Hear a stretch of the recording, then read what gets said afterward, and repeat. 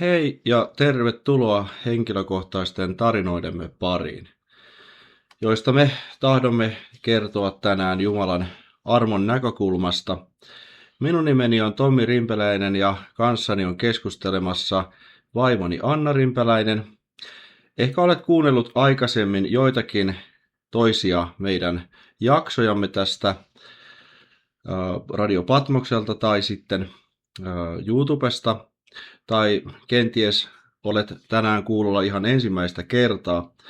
Olet lämpimästi tervetullut mukaamme ihmettelemään evankeliumin voimaa ja Kristuksen hyvää tahtoa ihmistä kohtaan. Tässä jaksossa sukellamme Annan tarinaan, keskustelemme siitä, kuinka hän sai nuorena naisena kokea sen, että Jumala armahtaa ihmisen 100% armosta, ilman yhtään ainoa ihmisen omaa tekoa, päätöstä tai pyrkimystä. Tästä jaksosta tulee varmasti mielenkiintoinen ja ihmisten tarinat ja henkilökohtaiset kokemukset suhteessa uskoon ovat mielenkiintoisia ja merkittäviä. Ja voisinkin tässä heti ensimmäiseksi kysyä Annalta, että mitä tähän päivään kuuluu. No niin, heippa vaan kaikille tosiaan. Mä oon Anna ja munkin puolesta tervetuloa mukaan kuulemaan, että jutellaan tällä kertaa mun tarinasta ja sitten ensi kerralla Tommin tarinasta, mutta joo, mulle kuuluu oikein hyvää. Toki tämän jakson äänittäminen on jännittänyt ihan hirveästi. Se on aiheuttanut aika paljon sellaista tunnekuohuntaa sisällä monta päivää. Sellaista epämääräistä jotakin nousee sieltä, kun tuumaa omaa historiaa. Siellä on monenmoista, on tosi paljon hyvää ja justiin tänä päivänä saan olla uskossa ja elää onnellista elämää ja näin, mutta on matkan varrelle mahtunut kyllä monenmoista rankkaakin. Että kyllä se aina semmoisen pienen prosessin käynnistää. Joo, kyllä tästä on, kun vierestä on seurannut, niin olen huomannut sen, että asia on henkilökohtainen ja koskettaa ja aiheuttaa tunteita, mikä on varmasti kuitenkin hyvä asia ja ehkä vähän vierasta meille Suomessa, kun me ollaan totuttu siihen, että tämmöiset henkilökohtaiset tarinat suhteessa uskonasioihin on vähän niin kuin yksityisasioita, niin miltä susta tämä ajatus tuntuu, että onko se tärkeää sinun mielestä tuoda rohkeasti esille sitä omaa tarinaa ja omaa kokemusta uskosta ja Jumalasta? No mun mielestä ehdottomasti. Mä kannustan kaikkia toimimaan niin ja muutenkin niin kuin tuomaan itseänsä ja omia ajatuksia, mielipiteitä, tunteita, uskomuksia ilmi. Se on hyvin tervehdyttävää, että kun mä oon kotoisin Savosta ja savolaisiahan pidetään vähän sellaisina kieroina ja että justiin nimenomaan vaikka, että ei puhuta suoraan, vaan vienellään ja kiennellään ja kuulijalla on aina vastuu, kun savolainen puhuu ja se on sellaista jännää se ilmaisutapa siellä, että sellaista itäsuomalaista myhäilyä ja ei oikein ikään justiin puhuta suoraan mistään, ei varsinkaan hankalista asioista tai hankalista tunteista, että ennemmin vaan sitten lakastaa maton alle tai justiin vaikka nämä uskon asiat, että niitä sitten mieluummin pidetään niinku yksityisasiana, että jotenkin pidetään niin henkilökohtaisena, että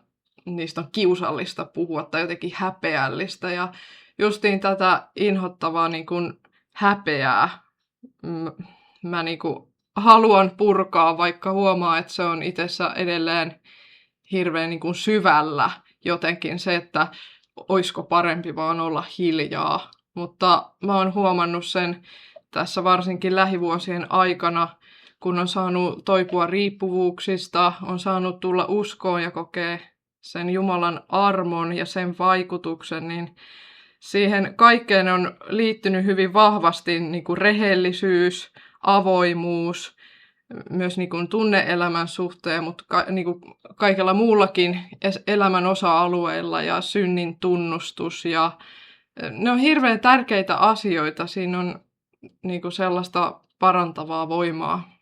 Kyllä varmasti näin ja voisi nähdä niin kuin yhteiskunnassa laajemminkin sellaista muutosta tämän suhteen, että ihmiset ovat nykyään sellaisia, että ne kaipaavat enemmän aitoutta ja rehellisyyttä, semmoista autenttista tarinaa, jota on helppo kuunnella, johon on helppo niin kuin mukautua tai jollain tavalla niin kuin, löytää itsensä sieltä tarinan sisältä. Mielenkiintoisella tavalla sä puhuit tuosta häpeästä ja siitä, että sä oot siitä alkanut kasvamaan vähän niin kuin ulos ja päässyt vapaammalle pohjalle siinä omassa uskossasi ja päässyt tervehtymään riippuvuuksista ja tämän tyyppistä asioista, niin mitä sä ajattelet nyt kun mietit vaikka lapsuuden kotia sieltä varhaisista vuosista, mistä muistat, että millä tavalla tämä häpeä on vaikuttanut sun persoonaan ja millä tavalla se sun tarina alkaa sieltä Savon metsistä? Joo, tosiaan on sieltä Pohjois-Savosta kotoisin Leppävirralta ja mulla on 3 isoveljeä, mä oon iltatähti, että äiti ja iskä sai mut aika vanhoina. Äiti ja iskä oli 47-vuotiaita, kun mä synnyin. Ja asuttiin sellaisessa aika pienessä maalaiskylässä siellä Leppävirralla. Ja, se oli aika mielenkiintoista aikaa ja voisin veikata, että aika erilaistakin sitten verrattuna moniin muihin mun ikätovereihin. Että justiin tosi paljon tuli oltua siellä niin kuin metsän keskellä ja mä olin tosi taiteellinen ja sellainen luova lapsi ihan niin kuin pienestä pitäen, että mä rakastin kaikkea taidetta ja tykkäsin piirtää ja tykkäsin maalata ja rakastin hirveästi eläimiä. Meillä oli kissoja ja sitten musiikkiharrastuksiakin siinä tuli sitten pikkuhiljaa mukaan. Et mä oon aina ollut sellainen aika herkkä ja taiteellinen, ehkä vähän semmoinen stereotyyppinen niin kuin taiteilijasielu. Ja sitten ehkä justiin senkin myötä, kun jotenkin koki ehkä olevansa vähän erilainen ja jotenkin, niin kuin, että tunsi ja koki asioita eri tavalla ja niin kuin ehkä herkemmin kuin toiset, niin tunsi monesti sellaista ulkopuolisuuden tunnetta ja vääränlaisuutta. Ja niin kuin semmoisia kokemuksia mulla on kyllä ollut jo pienestä pitäen, että sieltä ehkä se jotenkin semmoinen häpeä on ruvennut jo kumpuamaan. Kyllä, joo. Tuosta kun kuuntelee sua Anna, niin tulee semmoinen mieleyhtymä kuitenkin, että siellä oli paljon semmoisia hyviä asioita, mitä sä oot saanut myös elämälle siellä lapsuuden kodissa ja sitten ehkä sen käänteisiä puolia, jotka jollain tavalla on vaikuttanut sun tulevaisuuteen, mutta minkälaisia näkymiä sulla oli elämästä siellä varhaisvuosina, ehkä lapsena, kun siitä vähän alkaa kasvamaan teini-ikää kohden? Mitä sä niin kuin unelmoit ja minkälaisen elämän sä kuvittelit, että sä saat? No mä muistan, että ehkä mun ensimmäinen semmoinen ammattihaave oli, että mä halusin olla hippologi. Eli siis se on siis käytännössä sellaista niin kuin hevosiin liittyvää. Et mä rakastin hirveästi hevosia, mä halusin tehdä niiden kanssa jotakin ja se niin kuin hippologiksi opiskelu olisi sitten tapahtunut Uppsalan yliopistossa. Että oli sellainen tulevaisuuden haave, että mä sitten muuttaisin Ruotsiin ja menisin niin kuin hevosalalle ja kävisin siellä sen niin kuin korkeakoulutuksen siihen hevosalalle. Että jotenkin justiin sellaista niin kuin eläimiin ja taiteeseen niin kuin liittyvää mä haaveilin ja muotisuunnittelijan työstä mä haaveilin. Että semmoiset niin kuin jotenkin villit ja vapaat ja luovat jutut oli haaveissa silloin pikkutyttönä.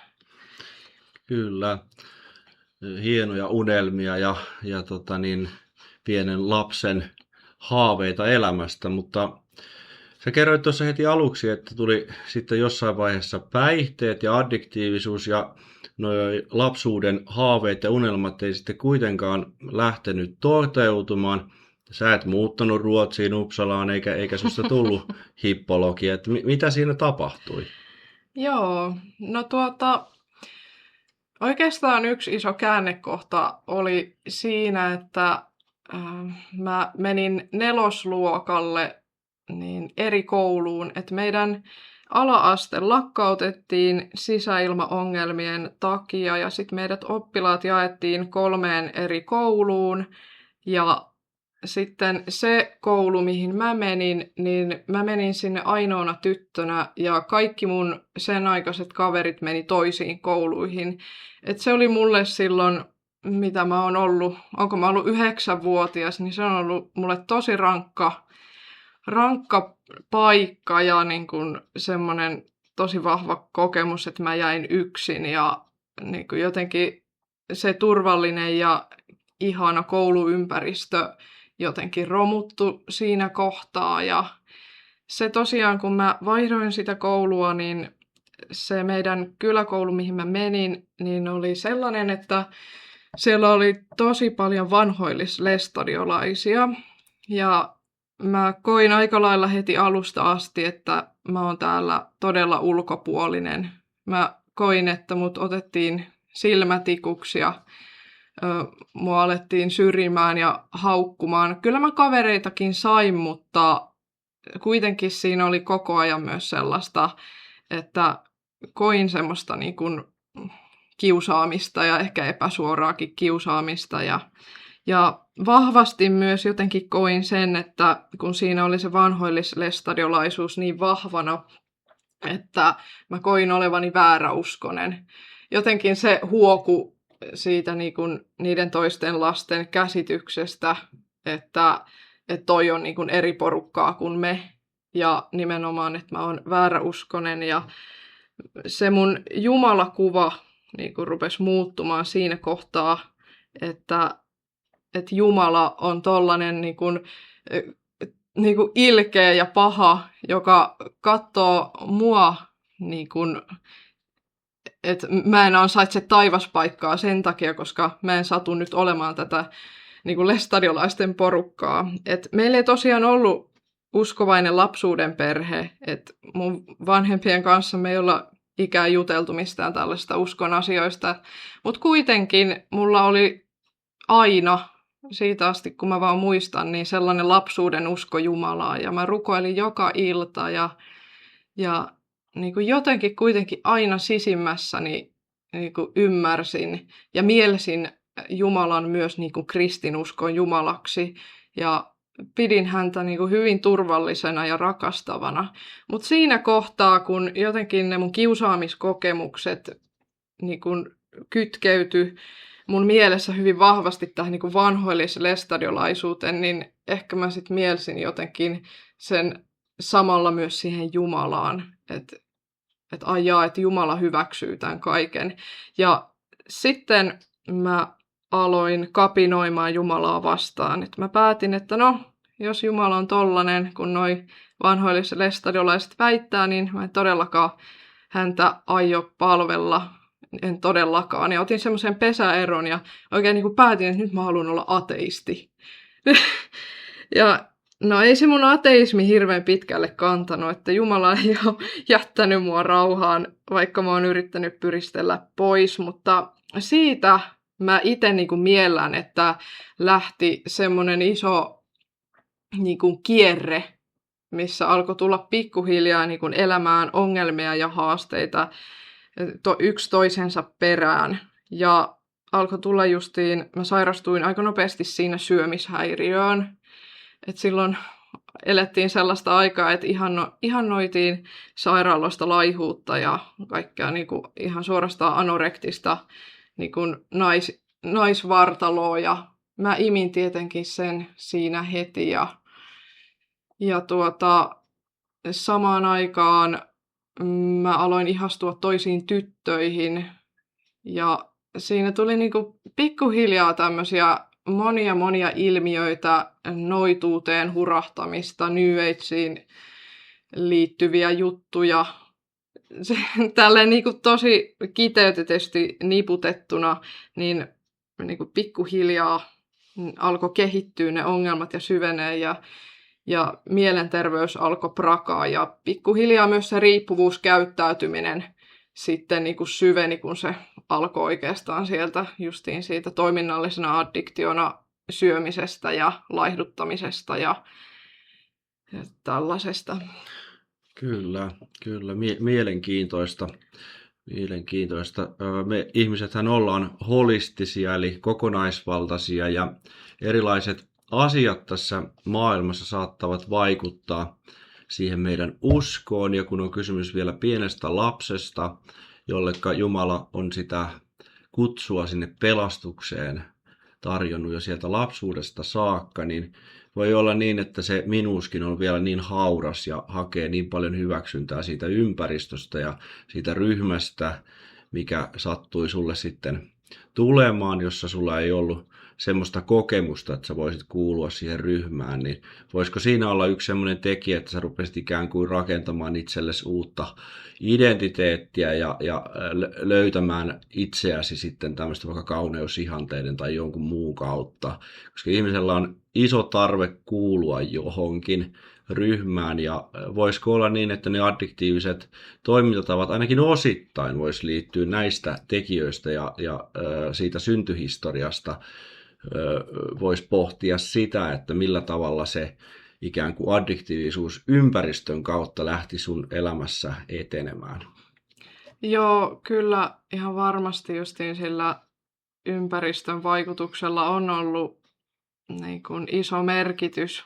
Et mä en todellakaan usko siihen, että kaikki olisi vaan jostakin geeniperimästä tai aivoista niin kuin muuttumattomasti peräisin tässä riippuvuudessa, vaan kyllä se nimenomaan vaatii sen, että ympäristö vaikuttaa ihmiseen riittävän negatiivisesti ja vaurioittavasti, että se alkaa niin kuin luomaan sitä tarvetta sellaiselle epäterveelle tunnesäätelylle, mitä niin kuin riippuvuudessa tapahtuu. Että justiin varmasti se ulkopuolisuuden tunne ja vääränlaisuuden kokemus ja se kaikki häpeä, mitä niin kuin kanto sisällä ja mitä se toi niin kuin se vanhoillis-lestadiolainen maailmankuva, johon mä vähän niin kuin jouduin sisälle, vaikka mä olin ns. Vääräuskonen, niin joku on joskus käyttänyt termiä lestadiolainen omatunto, niin mä ymmärrän, mitä sillä tarkoitetaan, ja vaikka en olekaan niin kuin sen yhteisön sisältä, niin ehkä jollakin tietyllä tavalla se niin kuin integroitu muhun se lestadiolainen omatunto, ja mä näen sen sillä tavalla haitallisena, koska se niin kuin pohjautuu niin paljon häpeään, se pohjautuu väärään syyllisyyteen ja pelkoon. Siinä on niin kuin nippu sellaisia tunteita, jotka on hirvittävän keskeisiä riippuvuuden synnylle.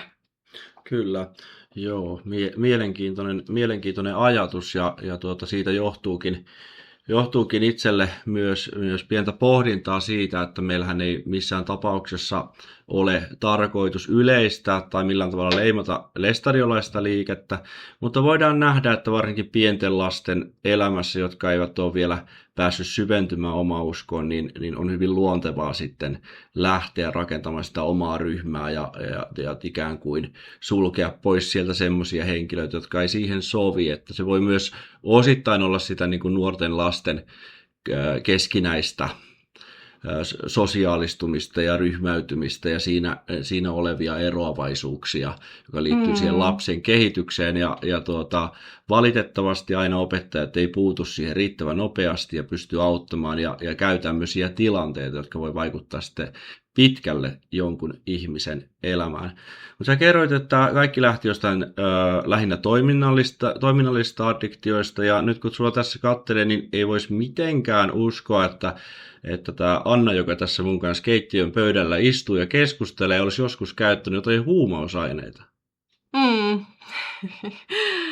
Niin, siitäkin ollaan tultu pitkä matka loppujen lopuksi aika lyhyessä ajassa, että nyt niin kuin raittiutta on ollut takana semmoinen, mitä tulee 3 vuotta. Ja tosiaan niin, en mäkään olisi koskaan voinut niin kuin esimerkiksi lapsena tai vielä yläkouluikäisenäkään uskoa, että mä koskaan käyttäisin mitään päihteitä, varsinkaan sitten niin kuin laittomia huumeita. Että se tapahtui silleen jotenkin niin, että tuli niin paljon jotenkin sellaista kuormitusta elämään, että mä oon ollut aina hirvittävän suorituskeskeinen ihminen. Mä oon niin kuin hakenut sitä hyväksyntää ja koittanut ansaita jotenkin sitä niin kuin olemassaolon oikeutustani sen kautta, että mä koitan aina olla paras kaikessa. Mä koitan aina olla paras koulussa, mä koitan olla paras harrastuksissa. Mulla oli silloin se niin kuin musiikki ja viulu ja pianonsoitto. Niin siinä se hyvin vahvasti niin kuin klassisessa musiikissa sitten tuli myös, että mä halusin olla siinäkin paras ja mä halusin olla kaunein ja mä halusin olla kaikkein hoikin ja fiksuin ja mä jotenkin niin kuin imasin sellaisen hirvittävän narsistisen maailmankuvan jo tosi pienenä, että mun jotenkin se minuus nimenomaan oli niin hirvittävän hauras, että mä pönkitin sitä koko ajan kaikella ulkonaisella. Ja sehän on hirvittävän raskasta, kun siinä elää niin kuin koko ajan.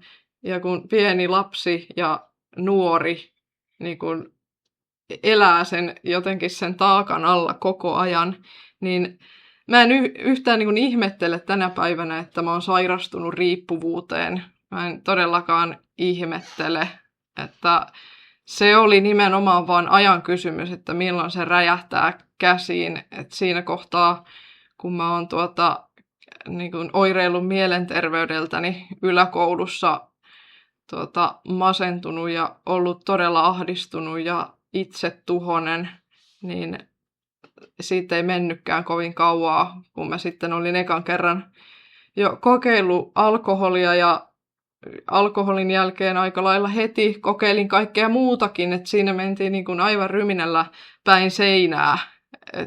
Sitten kun jotenkin se syöksykierre lähti ja jotenkin, tiedätkö se niin kuin, joku sellainen niin kuin viha ja katkeruus ja sellainen niin kuin turhautuminen kaikkeen sisällä niin kuin vihdoinkin räjähti ulos, että oli niin jotenkin väsynyt siihen kaikkeen suorittamiseen ja siihen, että jotenkin niin kuin yrittää aina olla paras, ja jos ei ole paras, niin kokee, että suunnilleen mua ei pitäisi olla olemassakaan. Niin hirvittävän mustavalkoisen narsistisen maailmankuvan alla elää. Niin jotenkin ehkä sitä kautta sitten niin kuin mä rupesin kapinoimaan sitä omaa ajatusmaailmaani vastaan. Ja mä löysin siihen niin kuin sopivana keinona nämä päihteet, varsinkin kun sitten lapsuuden kodissa oli hyvin ankara se suhtautuminen kaikkiin päihteisiin, että mun vanhemmat on absolutisteja ja hyvinkin niin kuin painottanut aina sitä, että ei pidä käyttää koskaan mitään päihteitä, niin siinä niin kuin sellainen 15-vuotias kapinallinen Anna löysi siitä aivan niin kuin NS-täydellisen kapinoinnin aiheen. Kyllä, kyllä. Joo, erittäin mielenkiintoinen tarina sulla ja herättää paljonkin ajatuksia ja varmasti myös meillä kuulijoilla herättää ajatuksia ja siellä voi olla esimerkiksi vanhempia, joiden lapsilla on ollut vastaavanlaisia kokemuksia tai on päätynyt päihteiden käyttöön ja sitten myös ihmisiä, jotka kamppailevat näiden samojen asioiden kanssa. Mitä sä haluaisit sanoa niille kuulijoille, vanhemmille, läheisille, käyttäville ihmisille lohdutuksen sanana, kun kuitenkin tilanne on nyt aivan toinen ja lähtökohdat ovat toinen, mutta mitä sä haluat sanoa sellaiselle ihmiselle, joka käy nyt vasta läpi noita vastaavan tyyppisiä kokemuksia kuin mitä sä oot kokenut? No ehdottomasti haluan painottaa sitä, että Jumala on todellinen ja Jumala on kaikkivaltias ja Jumalalla on hyvä tahto ihmistä kohtaan niin kuin alussa haluttiinkin painottaa. Ja mä oon nähnyt sen omassa elämässäni, että Jumala on niin uskollinen, että hän ei jätä, niin kuin vaikka ihminen itse koittaisi kuinka kapinoida ja rimpuilla vastaan, mutta niin kuin Jumala on voimallinen auttamaan kaikessa. Kyllä. Oikein hienosti sanottu ja haluan yhtyä tähän samaan ajatukseen. No mitä sitten tapahtui? Sä rupesit siis käyttämään päihteitä, sulla oli nämä toiminnalliset riippuvuudet siinä ja se alkoi hajoamaan se identiteetti pikkuhiljaa, mitä sä olit luonut sinne ja se hauras minus ja takana, murrosikään liittyvä kapinointi, auktoriteetteja vastaan ja vanhempia vastaan ja niin edespäin. Kauanko sitä jatkui ja mitä sitten alkoi tapahtumaan? No joo, tosiaan siinä 15-vuotiaana ne ongelmat oli jotenkin kärjistynyt niin voimakkaasti, että siinä kohtaa tuli tosiaan ne päihteet elämään. Ja siinä sitten se lukioaika oli sellaista, että kyllä mä kouluni hoidin ja sellaisen perusarjen, että siinä kohtaa mä olin jo lopettanut kaikki tavoitteelliset musiikkiharrastukset, että mulla oli sitten lähinnä se koulu, minkä mä hoidin vaan sitten pois, mutta oikeastaan koko ajan muuten vapaa-ajalla niin käytin päihteitä ja salasin sen niin kuin suht taidokkaasti vanhemmiltani, että siinä tosiaan se lukioaika oli sellaista, että oli niitä sellaisia ulkoisia jarruja, justiin koulua, että halusin kuitenkin hoitaa sen kouluni kunnolla purkkiin ja saada hyvän ylioppilastodistuksen, että pääsee sitten jatko-opiskelemaan. Ja tietenkin sitten se alaikäisyys, että pelkäsin kovasti sosiaalihuoltoa ja lastensuojelua, että olin kyllä hyvin taidokas sitten piilottamaan kaikki ongelmani. Mutta tosiaan sitten kun valmistuin siinä ylioppilaaksi, niin no siinä mulla tuli sellainen oikein omavoimainen vaihe, että mä ajattelin, että nyt mä kyllä otan itseäni niskasta kiinni ja nyt mä lopetan kaikki tällaisen sekoilun, että mulle tuli hirveän sellainen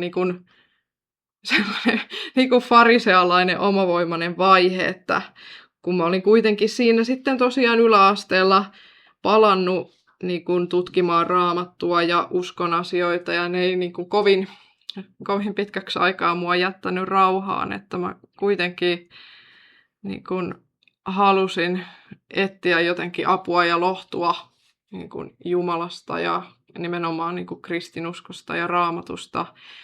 Mutta jotenkin siinä kohtaa nimenomaan, kun se lukio loppui ja mä sitten sain opiskelupaikan Diakista, että lähdin sitten opiskelemaan sosionomidiakoniksi, niin mä ajattelin, että no niin, että nythän mulla on täydellinen sauma, että eihän nyt niin kuin hurskas kristitty voi elää näin niin kuin minä elän, että nyt mä laitan koko elämäni kuntoon ja oikein niin kuin totisesti nyt teen totisen parannuksen ja jätän kaikki nämä tämmöiset synnilliset tavat pois ja siinä sitten oman aikaa oli sellaista hyvin raskasta uskonnollista vaihetta, että mä olin hirvittävän sellainen lakihenkinen ja niin kuin suorituskeskeinen ja niin kuin siinä uskon elämässänikin. Ja Jumala edelleen näyttäytyi kyllä mulle hyvin niin kuin pelottavana ja tuomitsevana, mutta jotenkin kuitenkin niin kuin halusin niin kuin seurata sitä kristinuskon Jumalaa, vaikka mulla oli itselläni hänestä hirvittävän niin kuin vinoutunut kuva. Mutta tosiaan siinä sitten koitin omalla voimallani itseäni raitistaa ja pitää kaidalla tiellä, mutta siinä meni semmoinen ehkä 5 vuotta, kun mä sitten retkahdin pahemmin kuin koskaan. Ja siitä jäi sitten sellainen putki päälle, että mä en enää pystynyt jatkaa koulua. Että mä en enää käynyt koulussa, mä en hoitanut mitään tenttejä, en ryhmätöitä. Oikeastaan siinä sitten siinä kesäkuussa 22 asiat alkoi niin kuin silleen muuttumaan, että kun oltiin keväällä tavattu Tommin kanssa ekaa kertaa, niin siinä sitten tulin kesäkuussa tänne Tommin luokse ja niin, loppu onkin sitten historia, että kun toisen kerran Tommin kanssa nähtiin, niin ollaankin siitä asti asuttu yhdessä ja lähdettiin jotenkin sille semmoiselle yhteiselle niin kuin Jumalan tahtoa etsimään sille yhteiselle polulle. Kyllä, joo. Se on aina haastavaa, kun yrittää elämäntarinaa mahduttaa muutamiin kymmeniin minuutteihin, mutta kun kuuntelee sun tarinaa, niin siellä kuitenkin punaisena lankana kaikuu joitakin asioita, jotka on varmasti tärkeitä. Se on mielenkiintoista, että sä halusit ikään kuin palata Jumala-yhteyteen, varmaan ehkä siihen varhaisimpaan yhteyteen, josta ehkä jotain muistikuvia on voinut sitten jäädä sen Jumalan suhteen, mutta sä palasitkin siihen ikään kuin Jumalakuvan eteen, joka oli muodostunut vähän sen jälkeen, joka olikin ankarampi ja vaativampi ja kaikkea tätä. Erikoinen ajatus sinänsä niin kuin, ja tarina, että Jumala on sut jo sieltä lapsuudesta saakka kuitenkin kutsunut, kulkenut ja johdattanut ja jopa tämmöisen tilanteen kautta, että sä lähdet omavoimaisesti, niin kuin sanot, omavoimaisuudesta jotain, niin tekemään ikään kuin jonkun tyyppistä muutosta omalla tahdollaan ja käytät kaikki voimavarat siihen ja käykin niin, että mikään ei onnistu ja sä retkahdat pahemmin ja menetät kouluskin vielä. Niin mitä sä tähän haluat sanoa ja mitä Raamattu on antanut sulle näihin asioihin liittyen sitten jälkikäteen? Niin, sehän kuulostaa aika paradoksaaliselta, että käy niin kuin nimenomaan noin. Ja niin, se on sillä tavalla erikoista, kun mäkin olen niin paljon sitten kuullut sellaista niin kuin opetusta ja käsitystä nimenomaan siitä, että ihmisen pitää tehdä se, niin kuin se oma osuutensa ja Jumala tekee sitten sen jälkeen sen oman osuutensa. Että niin kuin pelastus ja pyhitys ja tällainen on kuitenkin aina ensisijaisesti kiinni susta itsestäsi. Ja jos sä et vaikka onnistu nitistämään sitä syntielämää, niin se on sun vika.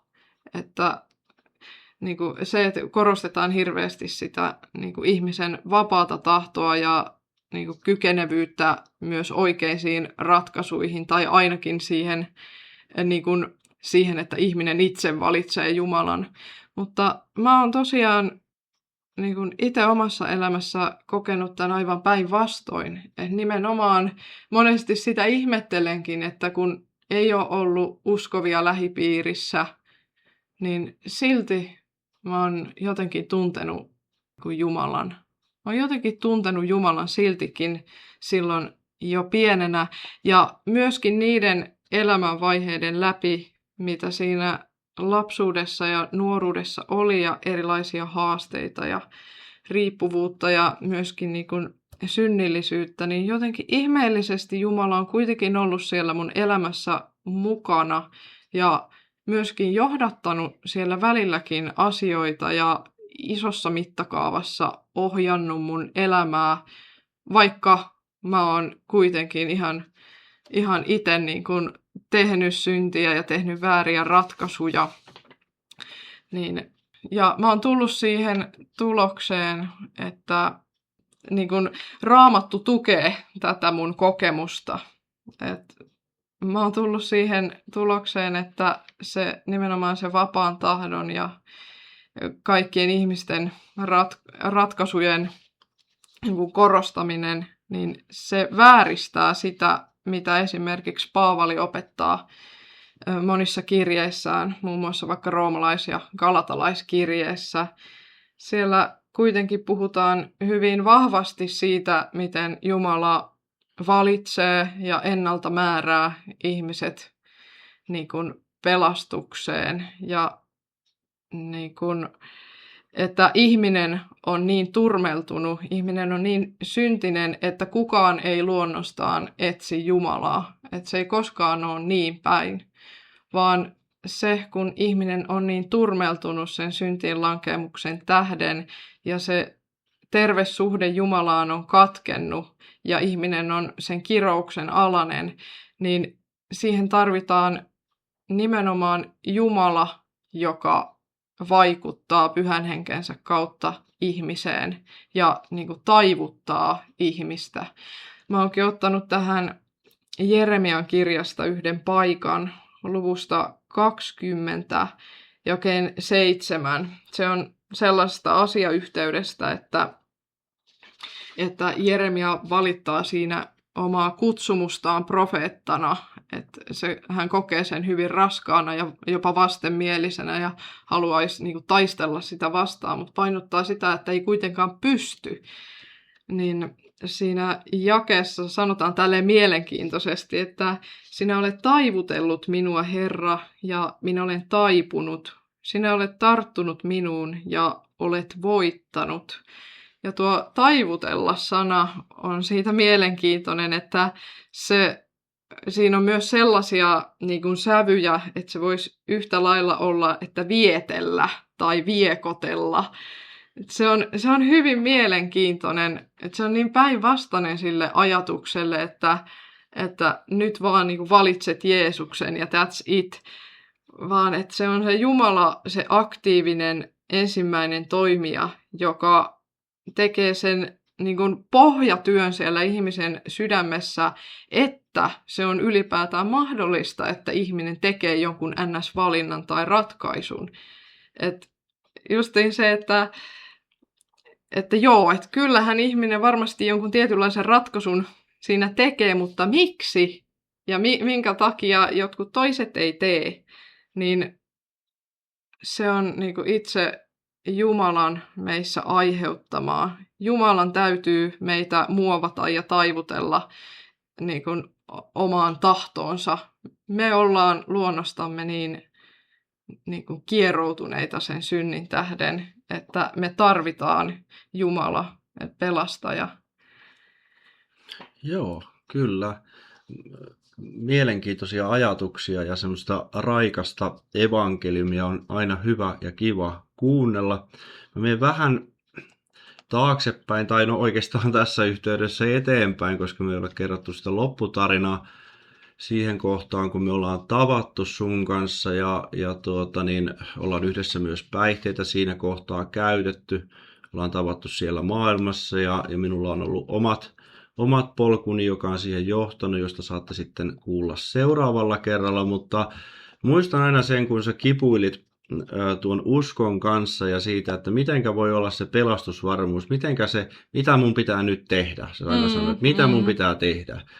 Me oltiin kaupasta tulossa ja mulle tuli semmoisen tunnetun kristityn henkilön ajatus, joka löytyy Ristin Johannes nimisestä kirjasta, jossa sanotaan, että rakkautta pitää odottaa niin kauan kuin se itse tahtoo syntyä.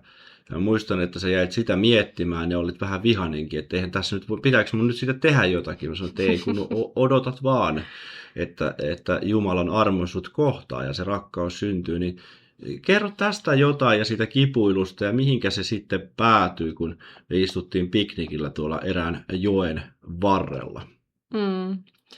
Joo, kyllä. Todella kun tuli sellaisesta hyvin vaativasta ja lakihenkisestä ajatusmaailmasta ja tapasin Tommin ja Tommi edusti justiin tätä hyvin niin kuin armon evankeliumia, mikä Raamatusta mun mielestä hyvin selkeästi löytyy, niin se oli mulle jotakin todella niin kuin ihmeellistä ja erikoista ja käsittämätöntä siinä kohtaa. Ja mulla oli tosiaan aina siinä vuosien varrella ollut se kalvava tunne, että mä joudun kuitenkin lopulta helvettiin. Mistä mä voin tietää, että niin kuin mun usko on riittävä ja niin kuin pelkäsin Jumalaa ja pelkäsin sitä tuomiota ja katoin itteeni, katoin niitä omia syntejäni ja sitä riittämättömyyttäni niin kuin Jumalan edessä ja koin jatkuvasti sellaista painetta ja tuskaa siitä asiasta. Ihmettelin sitä, että mikä tämä juttu on, kun toiset uskovaiset puhuu siitä, että usko on niin ihanan iloinen ja rauhaa tuova asia ja se tuo onnea ja levollisuutta. Ja mulla se oli ihan päinvastoin, että mä koin aina vaan hirvittävää tuskaa, että niin kuin mä luen Raamatusta armosta ja armollisesta Jumalasta ja niin kuin ansiottomasta rakkaudesta, mitä Jumala meitä kohtaan osoittaa pojassaan ja siinä ristin kuolemassa ja uhrissa, mutta mä en pystynyt sisäistämään sitä millään tavalla, että se tuntui lopulta kuitenkin vähän niin kuin käsittämättömältä sanahelinältä, niin kuin kauniilta sanoilta, jotka ei kuitenkaan ollut integroitunut muhun.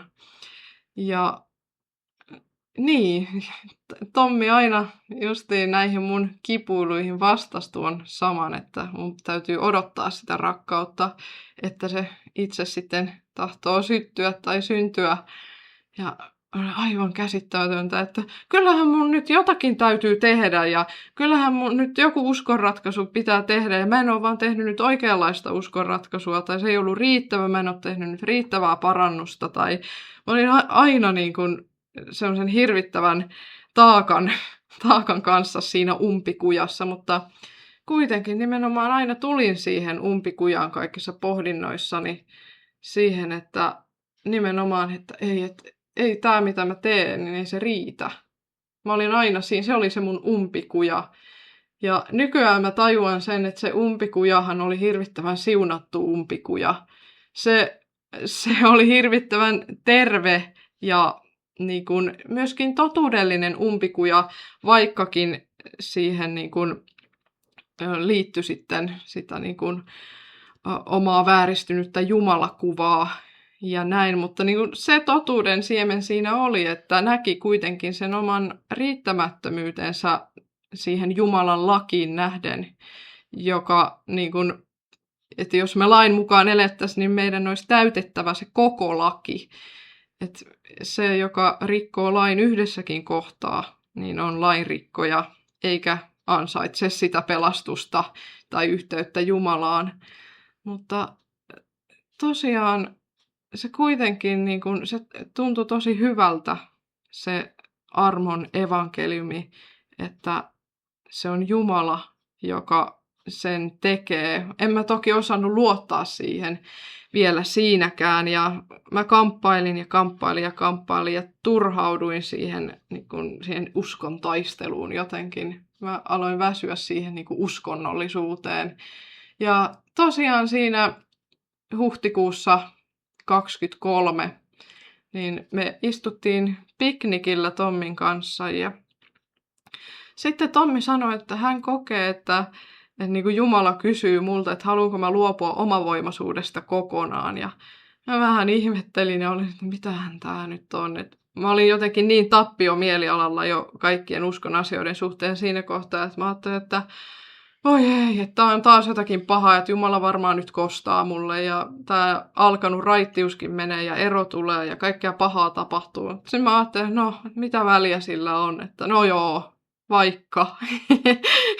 Siinä se mun hieno uskonratkaisu sitten oli. Ja mentiin tosiaan siitä sitten kotiin ja keskusteltiin kotonakin vielä jotain. Yhtäkkiä sen keskustelun lomassa niin kuin jotakin mun sisällä tapahtui ja mä tajusin, että niin kuin, jotenkin mulle avautui aivan niin kuin uusi maailma.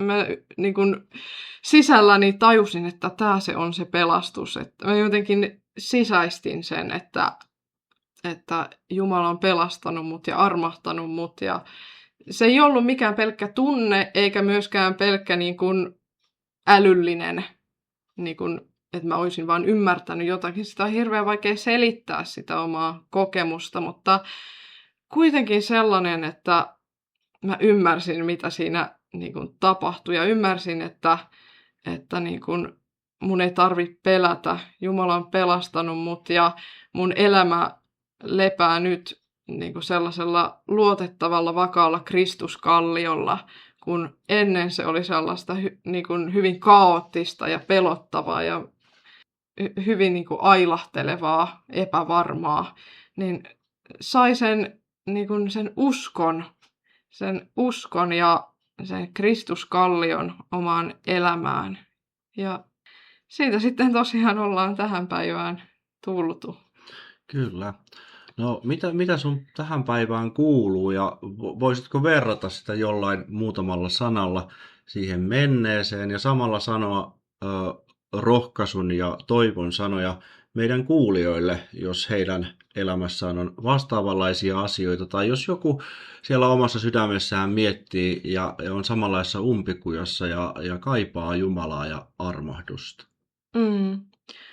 No, tänä päivänä tosiaan ollaan Tommin kanssa oltu pian yhdessä 4 vuotta ja keväällä sitten naimisissa 3 vuotta. Että tämä meidän avioliitto on aivan mahtava Jumalan johdatus ja ihmeellinen sellainen, että tämä meidän perhe on ollut kyllä todella suuri siunaus ja tosiaan kun ei ole koskaan itse haaveillut mistään perhe-elämästä, ei ole haaveillut avioliitosta, niin Jumala on antanut niin paljon enemmän, mitä on koskaan osannut haaveillakaan omaan elämään. Ja meillä on 2-vuotias poika. Lastakaan en ole osannut koskaan unelmoida ja Jumala antoi meille sitten hänetkin, että on tullut paljon elämään sellaista todella hyvää ja niin kuin arkisen siunattua, hyvää tasapainosta niin kuin sisältöä. Kokee, että tänä päivänä elämä on aidosti onnellista. Ja kyllä, jos vertaa nimenomaan sinne menneeseen, vaikka muutamankin vuoden taakse, niin mä en ehkä tunnistaisi itseäni helposti samaksi ihmiseksi. Tuntuu, että niin paljon on muuttunut. Nimenomaan niin kuin, miten sitä edes kuvailisi sitä kaikkea. Se, että mä edes puhun näistä asioista näin julkisesti radioon, se jo on niin käsittämätön ihme, niin käsittämätön muutos. Mutta silti niin kuin samaan aikaan kuitenkin se kaikki mennyt on totta. Että niin kuin Jumala on kyllä ihmeellinen. Kyllä. Kun sun tarinaa kuuntelee, niin sieltä alkaa nousemaan se Kristuksen kunnia kaiken yläpuolelle ja Jumalan kaikkivaltius, rakkaus, rauha, pyhyys. Se semmoinen holistinen elämä, minkä Jumala on lahjoittanut, alkanut vaikuttamaan meidän perheen ja sun elämässä. Erittäin mielenkiintoinen tarina ja elävästä elämästä. Ja uskon, että meidän kuulijatkin monet varmasti sai tästä jotain mietinnän aihetta ja toivomme ja rukoilemme varmasti sitä, että mahdollisimman moni voisi kokea jotain vastaavaa Jeesuksen, Kristuksen verihaavojen ja hänen ylösnousemuksensa ja hänen lähettämän pyhän hengen voiman kautta. Näillä ajatuksilla sanoilla varmasti voimme toivottaa meidän kuulijoille oikein hyvää päivän jatkoa ja saatte sitten kuulla seuraavassa jaksossa myös jotain minun elämästä ja siitä, kuinka meidän tarinat sitten yhtyy minun näkökulmasta käsin. Kiitos minun puolesta kaikille kuulijoille. Joo, kiitos minunkin puolestani ja toivotan jokaiselle kuulijalle siunattua jatkoa.